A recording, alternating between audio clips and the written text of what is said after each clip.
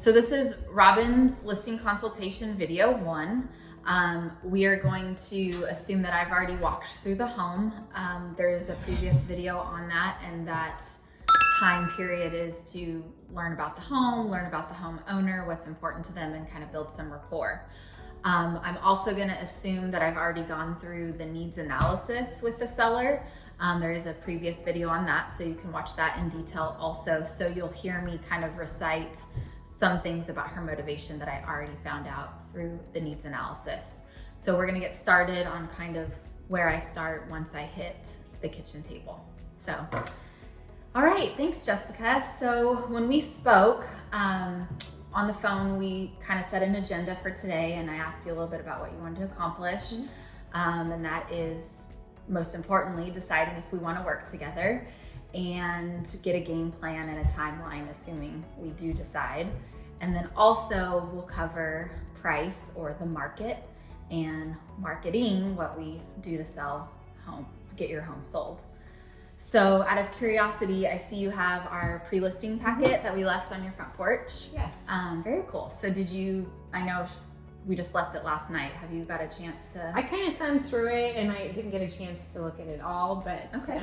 But yeah, I did kind of review it quickly. Okay, perfect.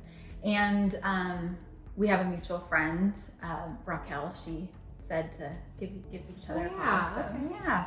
So yeah. So okay. Well, then I will go over a little bit about what we do to market, if that's something you want to know about. Okay. Very cool. So when we were taking a tour of the house, I saw a Texas star. Are you from? I am. I'm from Texas. I'm from San Antonio. Oh, okay, very cool. San Antonio. My sister actually went to school there. Oh, so, where at? Incarnate Word. Okay. My sister-in-law went there too. Oh yeah. A little small private Catholic school. Yeah. Very cool. All right. Well, which one do you prefer to talk about? Do you like marketing and price, or the market and price, or marketing? Which one? Well, I think I trust your marketing. I've seen that you do a lot of good work here in town. I don't understand the current market, so maybe some information about what's going on. Perfect. Okay. Yeah, we can kind of dive into that, and then I'll leave some marketing material with you, and I'll just kind of bullet point if that's okay. Sure. All right. One of the reasons why I ask why do they want to go over the market or marketing, it kind of gives me an idea of what's most important to them, what they really want to accomplish. I would say 95% of the time, most sellers say price. So you can either take an assumptive close and think that they are okay with everything you do, and they probably will pick you. But if you're in a competitive listing appointment and you know that, which you would learn that from your listing lead sheet when you take that call to set the appointment. If you are competitive, I would find a way to make sure you share what your marketing materials are. So I'll show you how I kind of circle back around, but I am going to give her what she wants and start talking about price in the market. So curious, I know we talked on the phone and you mentioned the only research you've done for your home is looking on Zillow. Yeah, just kind of checking out what's for sale around here. Yeah. When I looked on Zillow, they said it was a price range of, or right around $425. Is that what you got when you looked? You know what? I haven't really looked at the Zestimate lately. Oh, okay. I guess I was just looking at kind of the houses down the street that I noticed that were for sale. Okay. So that seems kind of low. $425 seems low. Yeah. Homes in your neighborhood. Yeah, Zillow's kind of funny. They take a radius, although the neighbor's home down the street should be included in that radius. But as you know, within a mile, you have a neighborhood where homes are selling for $200,000. You know, the neighborhood on Walnut and Acres, if you kind of enter in off Acres. So when Zillow does that Zestimate, they're capturing some solds in there too, especially if square footage is close. So that might be. So I'm glad you brought that up, because one of the things I do is I go in the MLS and I find homes that are most comparable to yours. Obviously at that point in time, I hadn't seen your home yet. So I kind of come here with a range, and then, you and I get to kind of decide where we fall on that spectrum. Okay. So this first CMA is all of Visalia. I kind of like to do this because I just like to get a broad range. I'm not necessarily looking at the solds at this point in time. I'm actually looking at the actives. What are our competition going to be if we list at any given price range? Okay. And then I just start narrowing it down. So we'll start broad. And as you can see, these are our actives, pendings, and solds. Here is our square footage, list price. If you come down to pendings, we actually kind of see what the home sold for at what price. I don't know, it's basically what generated an offer. And I get to see it was originally listed at, 400, and it sold, or at least they made a reduction to 375, and 375 brought them an offer. I don't know what they actually accepted yet. And you come down to solds and we get to see what it actually sold for. So we definitely want to focus on these more. Okay. And the reason for that is, I kind of jokingly say, we have to sell your house 3 times. The first time is most buyers start their search online, about 95% of them. So we want to make sure your home is featured in the best light, and they're looking on the computer searching and they say, hey babe, oh my God, look at this one, we gotta go see it. So that's sell number 1. Then number 2 is when they get to your front door, they make that appointment, we let them in, and your home kind of sells itself. They need to perceive the value of your home. Okay, this lists at $425. Yep, it looks like all the other homes that we saw at this price. Great, sold number 3, nailed that. Sorry, sold number 2. Number 3 is once we accept an offer and we get into escrow, more than likely we're gonna have to have an appraisal. That buyer, is gonna come with financing, and their lender is gonna want an appraisal. That appraiser looks at this data. So long as we're in this range, we should have sell number 3 and we should be good to go from there. Okay. So as you can see, this one is comps that are either in your neighborhood and or most comparable within a narrow radius. Same school district, that kind of thing. So what I derive from here, if you look at the averages, is you can see there's a low of 400 and a high of 435. This one at 435 has actually been, I wrote a little note here, I said updated. So if you go back and look at these photos, which I can email you a link, you can see that they have totally done all the right things. Everything has been updated, not just countertops, but it's flooring, it's paint, everything's fresh and new. So although your home is great, I think we can both agree that, we aren't on their level. Sure. So when looking at the spectrum, I want to put you up here, but like where? So we need to kind of, okay, that's not us. The low is 400, and as you can see, it's a little bit smaller than us. You have a pool, they don't, so that's how I'm scooting you this way. So basically, I think the 425 is probably a fair number. We're not the best, like this one on Cornell, but we're better than these. So I would recommend pricing there. Okay. And these would be the ones I'd be competing against up here. Yeah. We went on today. Yeah. So you can see some of these are priced a little bit higher, and I kind of call active listings fantasy land. It's what a seller wants to get for their property.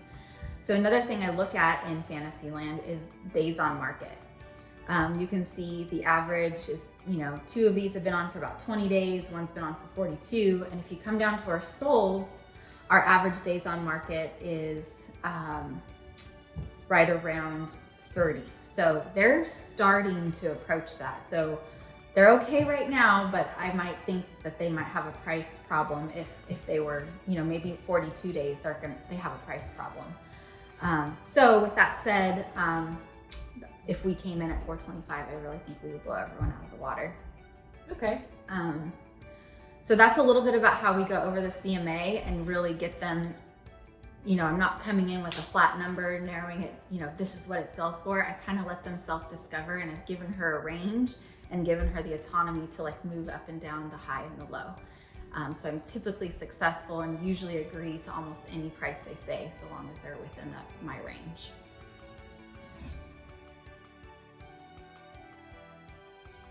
Okay, this is Robin's listing consult video number 2. We just went over price in our last video and narrowed it down to a range. And so now we're gonna kind of move into if the seller wants to know a little bit about what we do to market the home and get her home sold. So Jessica, you mentioned that one of the things you wanted to chat about today was what we do to get your home sold. Out of curiosity, is there anything that you expect us to do or heard or anything that you want us to do to market your home? I just really want nice photographs because I know when I look at houses on the internet, it makes a big difference. Yeah, I agree. And that kind of goes back to that first sale we have to make, and that's really important. So yeah, we do professional photos amongst a lot of other things. In the packet that I left on your doorstep, let me grab something and I'll kind of show you a little bit about what we do. If you flip over here, that's all of our team. I'll get back to that.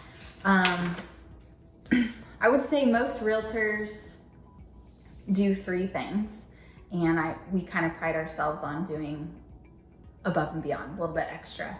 So most realtors will just put a sign in the yard, put it in MLS, and pray another agent will come and sell it. We are a little bit more proactive. One thing we do is we price watch, and systematically and consistently. So we will set you up on a search, and anytime something hits the market or even leaves the market, sells before us, we will know about it. And not just any homes that meet our criteria too. So our competition, if you will. So we'll send those to you as like on the spot instantly as that happens. And that really just allows us to watch the market. And we can decide what, if we price right, if we need to make any adjustments, why did that house sell over ours? So we'll touch on that weekly. The 5th thing we do is we prospect. We proactively go out in the market and door knock, phone call, email, flyers within your neighborhood. We're constantly looking, hey, who do you know that wants to live in our neighborhood? Because we find that oftentimes our purchaser is someone that is a friend, family member, or acquaintance of someone that already lives in the neighborhood. So they're really our best allies. Okay. Yeah, I know. Curious, when I said that, did you think nosy neighbor? Yeah, because I can be one of those nosy neighbors. Yeah, it's true, but they're my favorite. So even those nosy neighbors that come to our open houses, I want to know why they live in the neighborhood. Who do you know that would like this also? And we really just kind of start drumming up buyers that way. Okay. So it's really good. This page just shows a little bit about our diversified marketing plan. We still do some of the old school print media, like I mentioned. We'll have flyers in the flyer box, we'll do mailers, and all that good stuff. But we, like I said, when 95% of buyers start their search online, we need your home online. They need to see it, and that's where most of our exposure is going to come from. So as you can see here, there are, when you list with us, your home will be listed on over 250 websites, search engines, all of that. I mean, some of these I haven't even heard of. In addition, we have our own lead capturing database that we have a database with thousands and thousands of buyers. And one of the way we target or start our search for your buyer is we actually enter your home's criteria into our database, and pops up this list of buyers that have searched for homes with similar criteria. So we start calling them, proactively prospecting, and say, hey, we have this new listing coming up. We think it's a good fit for you based on what you've been searching for. Would you like to take a look? Okay. And so we really drum up a lot of buyers very fast within that first 25, 30 days of us listing. Okay. So that's a little bit about us and our marketing plan. I did want to kind of well, before I move on, is there anything about marketing that I didn't cover that you thought we would do to market your home? Oh, I see open houses. You do open houses? Yes, they are our favorite. When you hit the market, that first impression is, you can't ever, like people, we can't recreate that, right? So open houses and the negative words price reduction are the only 2 ways we can kind of recreate a first impression. So when we go on the market for an open house, it gives us a chance to reach out to everybody again and, more of a, hey, you want to buy a house? Hey, you want to buy a house? No, we get to say, hey, we have your neighbor's home for sale. We're trying really hard to sell it. Do you know anybody that would like to live in our neighborhood? So we're constantly doing that on all of our listings, and we get people to raise their hand that they're ready when we start playing matchmaker. So open houses are a great way, and I'll kind of show you.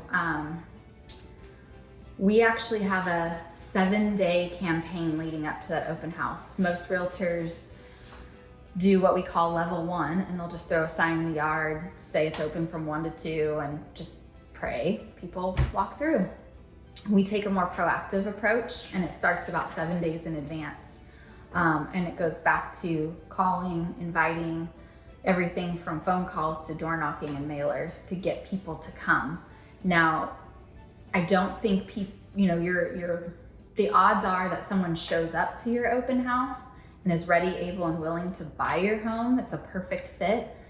That perfect storm is like that unicorn we were talking about. It just doesn't happen all the time. But the exposure, because of all these activities we did leading up to it, will gain exposure, will help with setting showings, and ultimately lead to an offer. Okay. I mentioned a little bit about communication. You'll get a progress report each week, and in that progress report, it'll show your online views and number of showings and all that. So you will see the weekends we have an open house, your online views will go through the roof because of our proactive marketing. So that exposure is key. Okay. So we would love to schedule our open houses within the first 2 weeks of listing so we can maximize that opportunity. All right. Do you have any objections around open houses or anything? No, I guess I don't think so. This makes sense. Perfect. Okay. Very good. We talked a little bit about communication. I want to introduce you to a few people. So as you know, we operate as a team. Mm-hmm. And within that team, we really specialize in certain jobs. So a solo agent or an agent that just does all the work themselves has a lot of tasks or duties. Our team has kind of broken up those tasks, and they specialize in each section. So for example, I'm sitting here with you as a listing agent and focus on the listings. We have a team of about 8 other buyers specialists. They're all doing those things that we mentioned on all of our listings. So when you list with us, you get about 10 realtors for the price of one. In addition, the best part is once we go into escrow, you'll get to meet Adriana. She is our transaction manager. So from contract, from the time we accept an offer all the way to closing, she will make sure that that buyer follows the contract, sticks within the timelines, schedules any showings, any repairman, anything like that. She is the backbone of that. So you'll meet her once we get into escrow. This is Raquel. She is our listing coordinator. So when we work together, she will help us get our marketing flyers together, make sure that flyer boxes are always full, coordinate our showings, photos, all of that. So you'll get to meet her up front. Okay. They're always in the office. So if you have a question or anything, when I'm in appointments like this, I can't call you back for an hour or two, and they're there ready and willing to help you. Okay. So sounds good. That's kind of it. Kind of touching back on Adriana's job, she has a checklist from that contract to close of like 200 tasks. Wow. So that poor solo agent that is working for you by herself is doing all those tasks and trying to find you a buyer and letting the appraiser in and doing all of those things. So it can be done, but it's just pretty cool to have this team behind you and everyone specialize in it. Yeah, that's great. Very cool.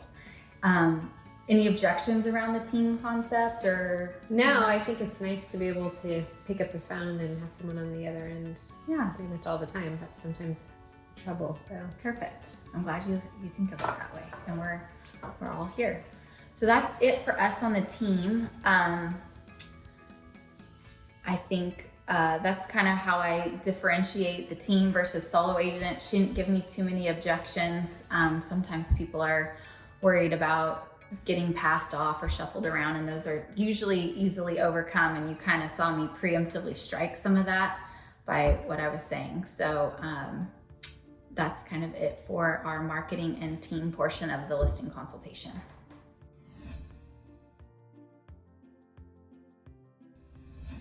Okay, so this is Robin's listing consultation video number 3, and this is kind of the conclusion.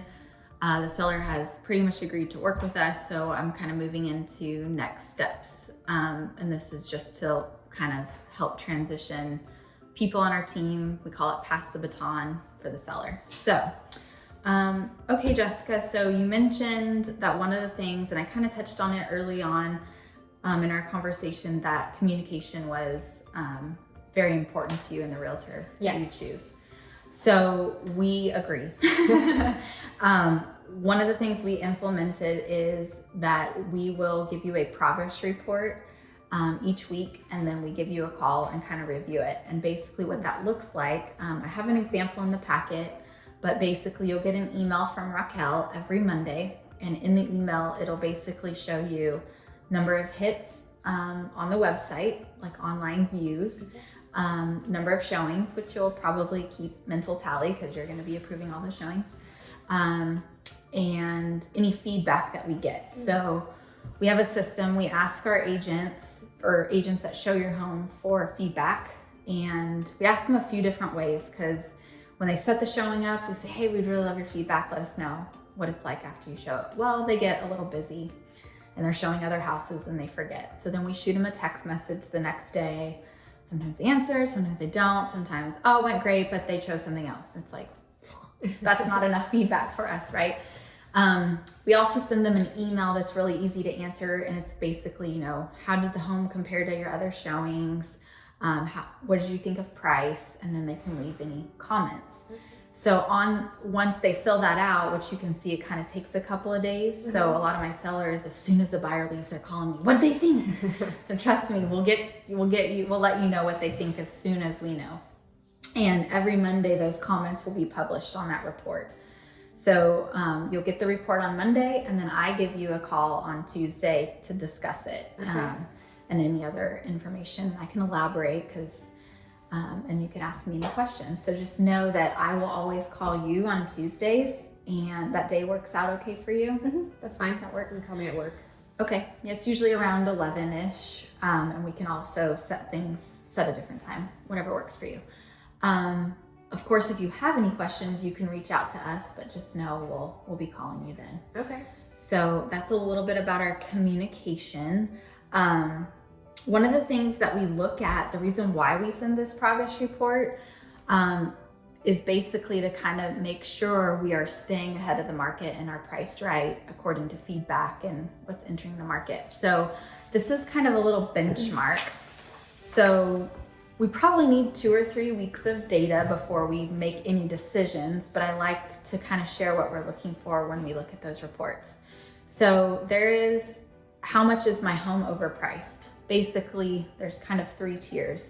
If we're only getting online views and drive-bys, meaning no one's calling to set an appointment, given that we expose the home properly, we probably have a price problem. And here's our recommendation to reduce by how much. Lower and frequent showings, they kind of trickle in here or there, usually means we have a price problem. This one is the worst one. We have a ton of showings, but no one's writing us a freaking offer. This is the part where sellers have the hardest time. Won't someone just make me an offer, they say, and I'm over here trying to say, hey, we have a price problem. So we don't want to get stuck here, so that's why we monitor it every week. Okay. If we do get stuck here, it is a price problem, but it's a minor adjustment. We just have to close the gap a little bit.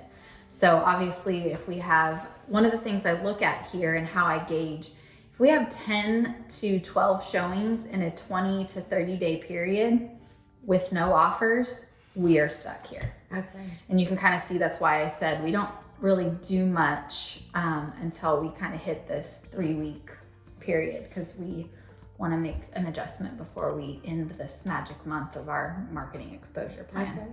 So that's what we're looking for.